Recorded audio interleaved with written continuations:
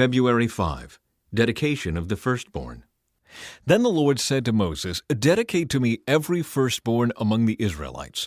The first offspring to be born of both humans and animals belongs to me." So Moses said to the people, "This is a day to remember forever, the day you left Egypt, the place of your slavery. Today the Lord has brought you out by the power of his mighty hand. Remember, eat no food containing yeast. On this day in early spring, in the month of Abib, you have been set free. You must celebrate this event in this month each year after the Lord brings you into the land of the Canaanites, Hittites, Amorites, Hivites, and Jebusites. He swore to your ancestors that he would give you this land, a land flowing with milk and honey. For 7 days the bread you eat must be made without yeast. Then on the 7th day celebrate a feast to the Lord. Eat bread without yeast during those 7 days. In fact, there must be no yeast bread or any yeast at all found within the borders of your land during this time. On the 7th day, you must explain to your children, "I am celebrating what the Lord did for me when I left Egypt." This annual festival will be a visible sign to you, like a mark branded on your hand or your forehead. Let it remind you always to recite this teaching of the Lord. With a strong hand the Lord rescued you from Egypt. So observe the decree of this festival at the appointed time each year. This is what you must do when the Lord fulfills the promise he swore to you and to your ancestors. When he gives you the land where the Canaanites now live, you must present all firstborn sons and firstborn male animals to the Lord, for they belong to him. A firstborn donkey may be bought back from the Lord by presenting a lamb or young goat in its place. But if you do not buy it back, you must break its neck. However, you must buy back every firstborn son. And in the future, your children will ask you, "What does all this mean?" Then you will tell them, "With the power of his mighty hand, the Lord brought us out of Egypt, the place of our slavery. Pharaoh stubbornly refused to let us go, so the Lord killed all the firstborn males throughout the land of Egypt, both people and animals. That is why I now sacrifice all the firstborn males to the Lord, except that the firstborn sons are always bought back. This ceremony will be like a mark branded on your hand or your forehead. It is a reminder that the power of the Lord's mighty hand brought us out of Egypt." Israel's wilderness detour.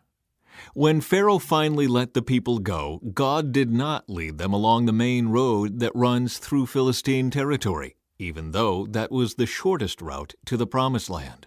God said if the people are faced with a battle, they might change their minds and return to Egypt. So God led them in a roundabout way through the wilderness toward the Red Sea. Thus the Israelites left Egypt like an army ready for battle. Moses took the bones of Joseph with him, for Joseph had made the sons of Israel swear to do this. He said, "God will certainly come to help you. When he does, you must take my bones with you from this place." The Israelites left Succoth and camped at Etham on the edge of the wilderness. The Lord went ahead of them. He guided them during the day with a pillar of cloud, and he provided light at night with a pillar of fire. This allowed them to travel by day or by night. And the Lord did not remove the pillar of cloud or pillar of fire from its place in front of the people. Then the Lord gave these instructions to Moses. "Order the Israelites to turn back and camp by Pi-hahiroth between Migdol and the sea. Camp there along the shore across from Baal-zephon. Then Pharaoh will think, 'The Israelites are confused. They are trapped in the wilderness.' And once again I will harden Pharaoh's heart, and he will chase after you.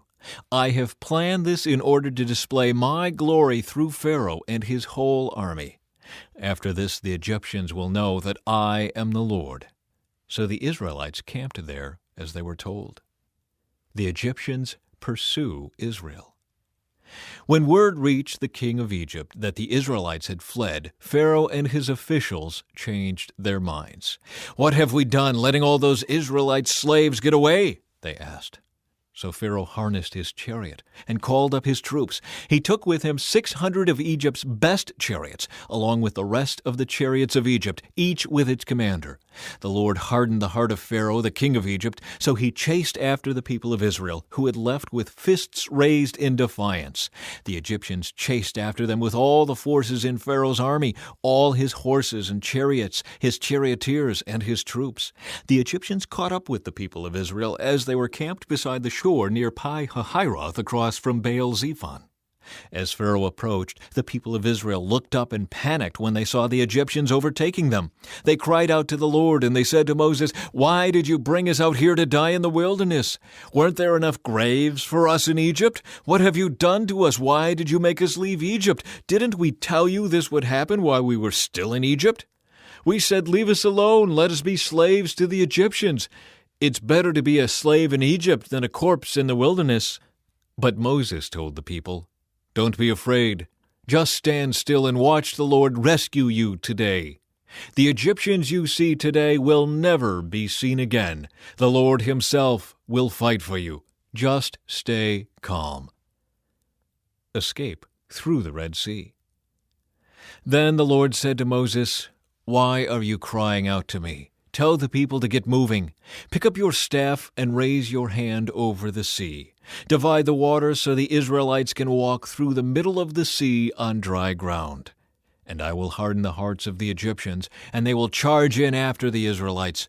My great glory will be displayed through Pharaoh and his troops, his chariots, and his charioteers. When my glory is displayed through them, all Egypt will see my glory and know that I am the Lord."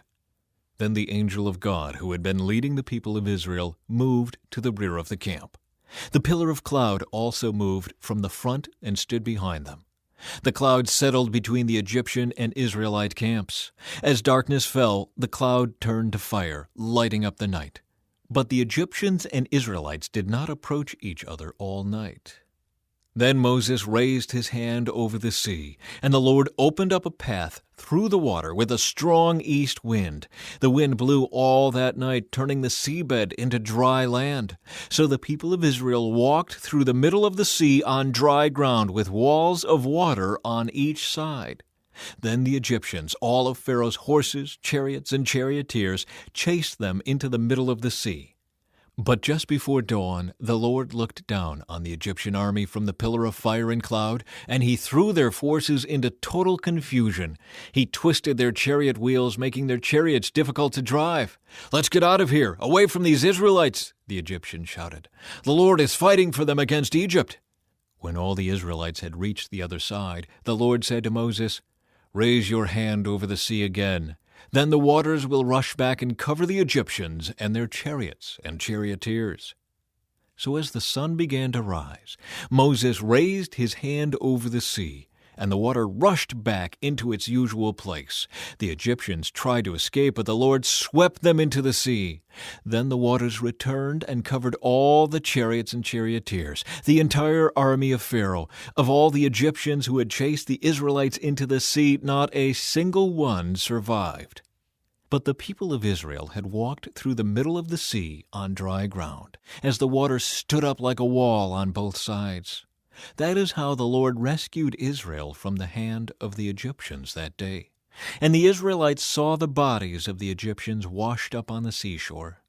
When the people of Israel saw the mighty power that the Lord had unleashed against the Egyptians, they were filled with awe before him. They put their faith in the Lord and in his servant Moses. A song of deliverance.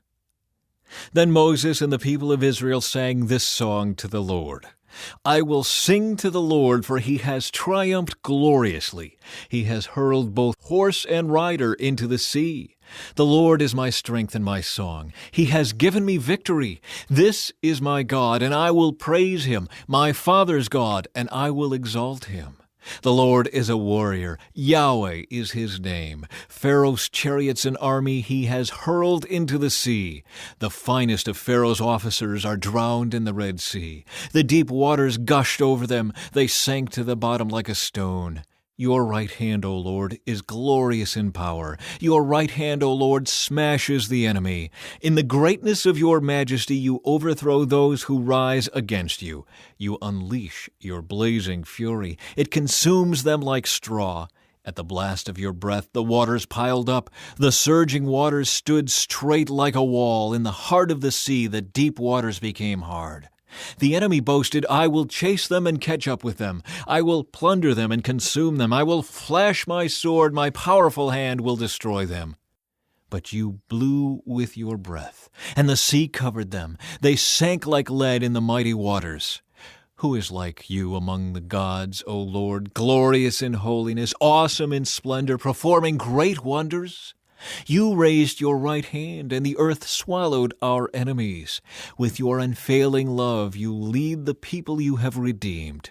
In your might, you guide them to your sacred home. The peoples hear and tremble. Anguish grips those who live in Philistia. The leaders of Edom are terrified. The nobles of Moab tremble. All who live in Canaan melt away. Terror and dread fall upon them. The power of your arm makes them lifeless as stone until your people pass by, O Lord, until the people you purchased pass by. You will bring them in and plant them on your own mountain, the place, O Lord, reserved for your own dwelling, the sanctuary, O Lord, that your hands have established. The Lord will reign forever and ever. When Pharaoh's horses, chariots, and charioteers rushed into the sea, the Lord brought the water crashing down on them. But the people of Israel had walked through the middle of the sea on dry ground. Then Miriam the prophet, Aaron's sister, took a tambourine and led all the women as they played their tambourines and danced. And Miriam sang this song, Sing to the Lord, for he has triumphed gloriously. He has hurled both horse and rider into the sea. Bitter water at Merah. Then Moses led the people of Israel away from the Red Sea, and they moved out into the desert of Shur. They traveled in this desert for 3 days without finding any water. When they came to the oasis of Merah, the water was too bitter to drink. So they called the place Merah, which means bitter. Then the people complained and turned against Moses. What are we going to drink? They demanded. So Moses cried out to the Lord for help, and the Lord showed him a piece of wood. Moses threw it into the water, and this made the water good to drink. It was there at Merah that the Lord set before them the following decree as a standard to test their faithfulness to him. He said, If you will listen carefully to the voice of the Lord your God, and do what is right in his sight, obeying his commands and keeping all his decrees, then I will not make you suffer any of the diseases I sent on the Egyptians, for I am the Lord who heals you. After leaving Merah, the Israelites traveled on to the oasis of Elam, where they found 12 springs and 70 palm trees.